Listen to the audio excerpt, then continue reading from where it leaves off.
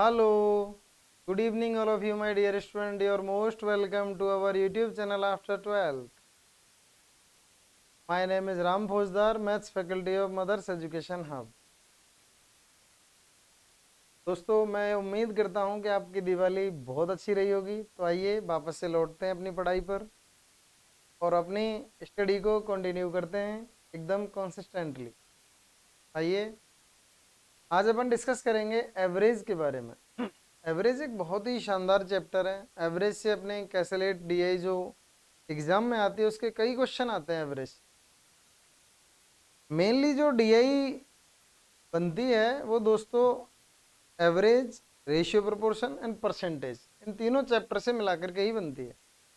तो ratio proportion पे अपन ने क्लासेस ले रखी हैं ऑलरेडी, परसेंटेज की भी ले रखी है। इसी चैनल पे आप जब ये क्लास खत्म हो जाए इसे देख लें आप, उसके बाद प्लेलिस्ट में जाए तो आपको ये सारी क्लासेस मिल जाएंगी। आज अपन डिस्कस करते हैं कुछ अच्छे क्वेश्चंस एवरेज के बारे में।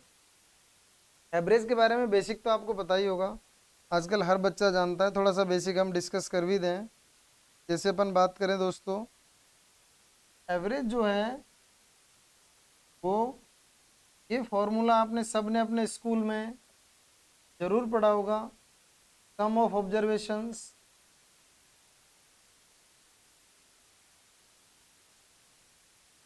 Upon number of observation.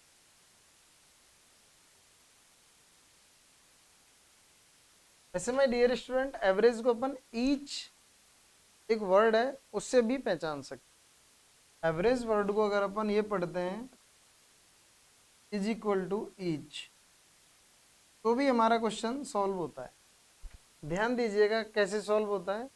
जैसे मैंने एक बहुत ही सिंपल एग्जांपल लिया, 1 2 3 4 5। एवरेज फाइंड आउट करो। अकॉर्डिंग टू फॉर्मूला आप बोलोगे सम of observations 5 4 9 3 12 2 14 1 15। 3 upon 5 is 3. We can say easily the average of 5 natural number is 3. Find out the total. Average of 5 natural number is 3. Find out the total. 5 natural numbers average is 3। तो इस फॉर्मूले में अगर हम इस value को put करते हैं, ध्यान दो क्या समझाना चाह रहा हूं मैं। अभी मैंने इस फॉर्मूले में वैल्यू पुट करी, एवरेज कितना गिवन है 3। टोटल फाइंड आउट करना चाहते हैं x अपॉन कितने हैं ऑब्जर्वेशंस 5। क्रॉस मल्टीप्लाई कर दीजिए, x की वैल्यू कितनी आ गई यहाँ से 50। अभी अभी हमने देखा सम कितना आ रहा था 50। अब अकॉर्डिंग टू क्वेश्चन, इस वर्ड के थ्रू अपन ये देखते हैं। अकॉर्डिंग टू दिस वर्ड हम एवरेज का टोटल ऐसे भी फाइंड आउट कर सकते हैं। जैसे हमने पढ़ा कि 5 natural numbers average is 3, find out the total. Then my dear student, आप इसको ऐसे पढ़िए कि जो 5 नेचुरल नंबर्स हैं वो प्रत्येक नंबर, ईच नंबर 3 है। अगर ईच नंबर 3 है तो 5 नंबर्स हैं तो 3 3 3 3 3 कितने हो जाएंगे 15, तब भी टोटल यही आएगा। इसलिए इस वर्ड को मैं थोड़ी सी इंपॉर्टेंस दे रहा हूँ। 5 इंटू 3 तो कितना आएगा 15 आया। जबकि हम ये जानते हैं कि वास्तविकता में 3 हर नंबर नहीं है, लेकिन हमने ऐसा माना कि ईच नंबर को आप 3 मान लीजिए जिससे हमारा टोटल आ जाएगा, लेकिन होता नहीं है ऐसा। आप देखिएगा हर नंबर 3 है क्या? नहीं, एक ही नंबर है 3, तो 4 भी है, 5 भी है, 2 है, 1 है, लेकिन ये एवरेज वैल्यू है। कुछ 3 से ज्यादा है तो कुछ 3 से कम है। जैसे 3 से कम है 2 1 है, ये 3 से ज्यादा है 4 और 5 है। तो हमने एवरेज को 3 मान लिया, प्रत्येक नंबर हमने 3 मान लिया, ईच नंबर हमने 3 माना और 3 से 5 का मल्टीप्लाई किया तो टोटल 15 आ गया और अपनी बात खत्म हो गई। समझ में आया क्या? इस तरह से इस वर्ड का इस्तेमाल करूंगा मैं, और ये एक फॉर्मूला है, बेसिक सी जानकारी। आओ क्वेश्चंस के थ्रू हम जो जो रिक्वायरमेंट होगी वो सारी करेंगे।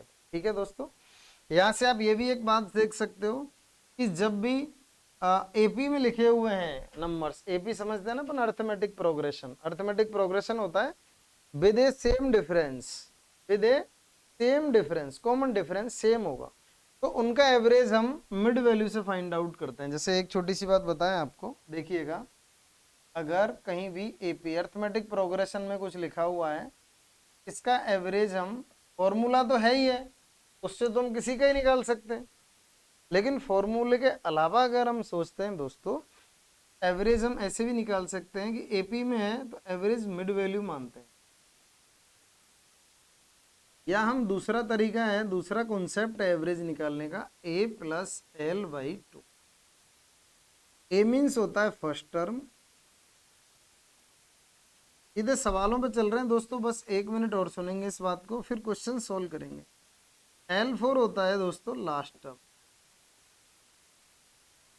ये एवरेज फाइंड आउट करने के दो मेथड और भी हैं, कब? जब क्वेश्चन एपी में गिवन हो। एपी बोले तो अर्थमेटिक प्रोग्रेशन विद एक कॉमन डिफरेंस, एक सीरीज, उसे अपन एपी कहते हैं, अर्थमेटिक प्रोग्रेशन कहते हैं। आइए एक क्वेश्चन देखते हैं, जैसे ये वाला क्वेश्चन है, a b c d and a are 5 consecutive even number. 5 consecutive even number, it means दोस्तों already in AP, arithmetic progression में है।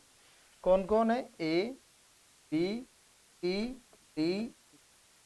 तो हमें ये पता है कि इनका एवरेज इनकी मिड वैल्यू होगी। इनका एवरेज क्या होगा? इनकी मिड वैल्यू होगी दोस्तों, ये इसका एवरेज होगा।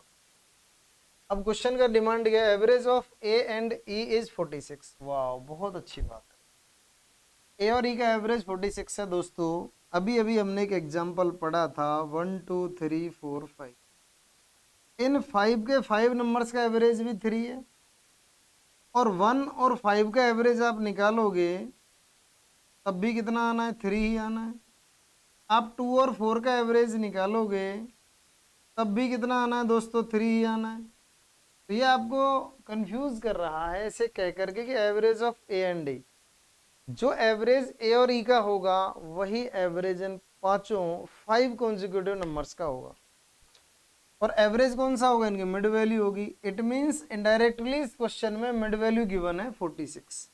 कहने का मतलब ये है, ए और ई का जो एवरेज होगा वही इन 5 कॉन्जिक्यूटिव नंबर्स का होगा, 5 कॉन्जिक्यूटिव इवन नंबर्स का होगा। तो दोस्तों हमें पता चला कि इसका एवरेज ये 46 है, मतलब सी की वैल्यू 46 है। अब ये 5 कॉन्जिक्यूटिव नंबर्स हैं, तो 46 है तो 48, और ये 50, और 44, और 42। अब ये क्या चाहता है हमसे? What is the largest number? सबसे बड़ा नंबर फाइंड आउट करना है, तो कौन सा होगा? 50 होगा। देखो दोस्तों, अपन इस अपने चैनल पे ना जुमलेबाजी नहीं करते। कुछ लोग अपने चैनल पे जुमलेबाजी ऐसे करते हैं कि ये ऐसे हो जाएगा, ये सवाल ऐसे होगा। ये वास्तविकता नहीं है। वास्तविकता ये है कि आपको अगर कोई एग्जाम क्वालिफाई करना है तो आपको बेसिक प्लस कॉन्सेप्ट सारी चीजें सीखनी ही पड़ेंगी। सक्सेस का कोई शॉर्टकट नहीं है, एक बार आपको पूरा रास्ता तय करना ही पड़ेगा। खुद के मरने से ही स्वर्ग दिखेगा। बाकी लोग ज्ञान देने वाले बहुत मिल जाएंगे कि मरने के बाद ऐसा होगा, मतलब एग्जाम पास करने के लिए ये करना चाहिए, वो करना चाहिए। ज्ञान की कहीं कोई कमी नहीं है। सच्चाई ये है कि जो भी कंटेंट आप पढ़ रहे हो उसे मैनी टाइम पढ़िएगा। 1 book many time, not many book 1 time. Simple सी बात है, इसे अपने जीवन में उतार लीजिए, 100% आपका सिलेक्शन हो जाए। ठीक है, आइएगा। और किसी से ज़्यादा ज्ञान लेने की जरूरत नहीं है। आपके क्लास टीचर, आपकी बुक्स आपको सब बताती हैं। आप 10 दिन एक बार टाइम टेबल बना करके प्रिपरेशन करिए तो सही। सिलेबस आपको ऐसे कवर होता हुआ नजर आएगा कि यार इसमें तो कुछ नहीं है, महीने भर भी पढ़ लिया तो मैं बहुत अच्छा सिलेबस कवर कर दूंगा। और थोड़े टाइम ठीक से पढ़े तो सारा ही सिलेबस हो जाता है। फिर बचता है रिवीजन। रिवीजन में बच्चा थोड़ा सा परेशानी महसूस करता है, जबकि नहीं होनी चाहिए। रिवीजन ही तो बेस्ट है। 5 to 6 टाइम्स रिवीजन होना चाहिए। आप कोई भी बुक पढ़ें उसे 5 to 6 टाइम्स पढ़ें, फिर आप देखें आपको आनंद आ जाएगा। चलिए आगे बढ़ते हैं। अब ये क्वेश्चन फटाफट से कैसे कर सकते हो? ए बी सी डी ई है तो इसका एवरेज सी होगा। कॉन्जिक्यूटिव इवन नंबर्स हैं तो दो दो के डिफरेंस में है, तो 46 में कितना ऐड करना है? 2 और 2 4, 2 और 2 4 ऐड करोगे क्या आंसर आएगा? 50। सी इज द राइट आंसर। ये हम फटाफट से भी कर सकते हैं, लेकिन ये वाली बात समझाना बहुत जरूरी है।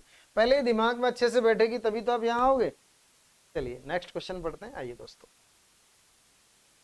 The average of 9 consecutive number is n। Wow, 9 consecutive numbers हैं दोस्तों, इनका एवरेज कितना है? n। If the next 2 numbers are also included the new average will. Wow, आइए देखते हैं। 9 कॉन्जिक्यूटिव है तो हमारे दिमाग में हमेशा एक x भरा गया है कि हम वो 9 कॉन्जिक्यूटिव नंबर x से मानेंगे। हम x, x+1, x+2 ऐसा नहीं मानेंगे। आप चीज़ों को जनरल करके पढ़ें एकदम, बिना कोई स्ट्रेस के, बिना कोई लोड के। दोस्तों मानिएगा 1 2 3 4 5 6 1 8। इनका एवरेज बताइए मुझे फटाफट से, इसका एवरेज क्या आएगा।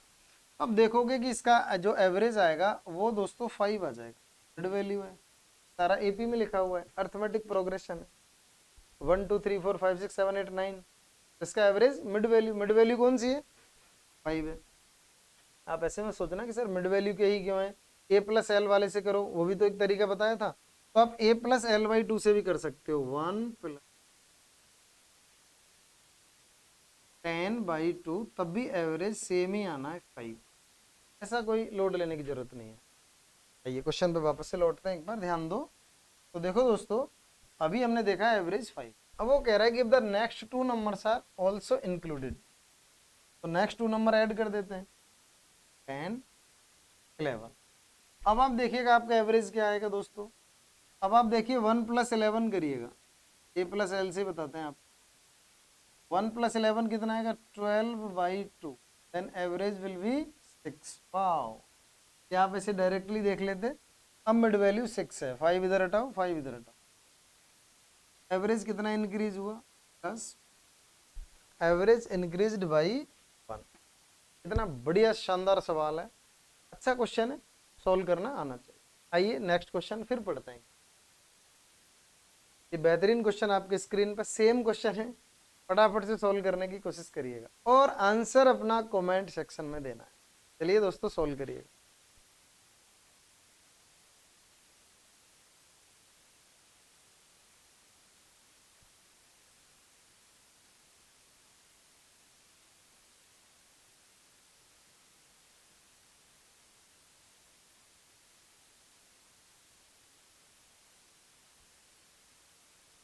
फटाफट से सोल्व करिएगा, जितना टाइम में दे रहा हूँ उतना मोर देन सफिशिएंट है, इतने में आंसर आ जाना।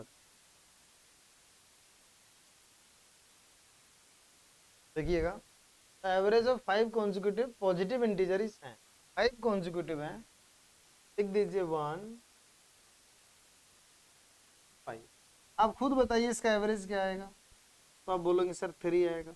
आगे की और भी लिख दीजिए, ये लिख दिया हमने 6 1। अब इसका एवरेज कितना आएगा दोस्तों, तो सोचिए आप 5 इधर हटाओगे और 5 इधर हटाओगे तो इसका एवरेज यहाँ 5.5 आएगा, मिड वैल्यू आएगी। या आप 1 + 10 कर लीजिए,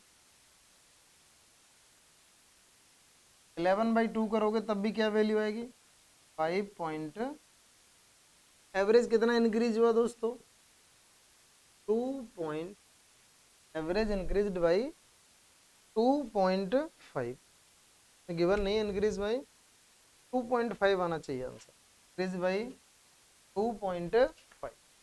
एक बार देख लीजिएगा ठीक से, average of 5 consecutive positive integer is an की वैल्यू कितनी है यहाँ पर 3। If the next 5 integers are also included, the average of all these integers will be so average increased by 2.5। चलिए अगला क्वेश्चन पढ़ते हैं एक बार। ये देखिएगा एक बार दोस्तों, अच्छा क्वेश्चन है, ध्यान दीजिएगा एक बार इस पर।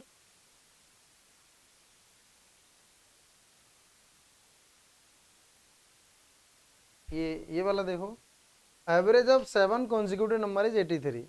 If the previous and next number to these 7 number are also included, then what will be the new average। ये अच्छा क्वेश्चन है, इसका फटाफट से 2 सेकंड में आंसर आ जाना चाहिए। Average of 7 consecutive number is 83 है। If the previous and next number to these 7 numbers are also included, then what will be the new average। बहुत अच्छा क्वेश्चन है, यही रहेगा सेम। 83 गिवन है ना, तो 83 ऐसे कैसे हुआ सर, आओ समझ लीजिए दोस्तों। मैं अगर ये वैल्यू लिख देता हूँ 3 4 5 6 7, आप इसका एवरेज बताइए एक बार, अब बोलोगे इसका एवरेज है 5। अब माय डियर स्टूडेंट, इसमें एक नंबर ऐड करिए 8 और एक नंबर इधर ऐड करिए 2। अब बताओ क्या फर्क पड़ेगा एवरेज पे, अभी भी तो है तो मिड वैल्यू ही ना। और ऐड कर लीजिए 9 1, तो अभी भी है तो मिड वैल्यू ही ना, क्या फर्क पड़ रहा है। जितना आप इधर बढ़ा रहे हो उतना इधर कम कर रहे हो, तो बात तो सेम ही हुई, एवरेज पे कोई इफेक्ट नहीं आएगा। तो वहाँ ऐसा ही बताया गया है, नेक्स्ट नंबर और प्रीवियस नंबर, ये दोनों ऐड हुए हैं, तो इससे एवरेज पर कोई भी इम्पैक्ट नहीं आएगा। चलिए अगला क्वेश्चन सोल्व करते हैं। ये वाला क्वेश्चन सोल्व करिएगा एक बार 5, फटाफट से देखिएगा और सोल्व करने की कोशिश करनी है। Average of 37 number is 323 if each number divide by 19 then find new average. वाह, अभी मैंने एक टर्म सिखाई थी आपको, वो काम आएगी। मैंने उस पर जोड़ दिया था, जैसे ही ये क्लास स्टार्ट हुई मैंने स्टार्टिंग वहीं से करी थी, उस टर्म से ही करी थी। फटाफट से बताइएगा एक बार क्या आएगा।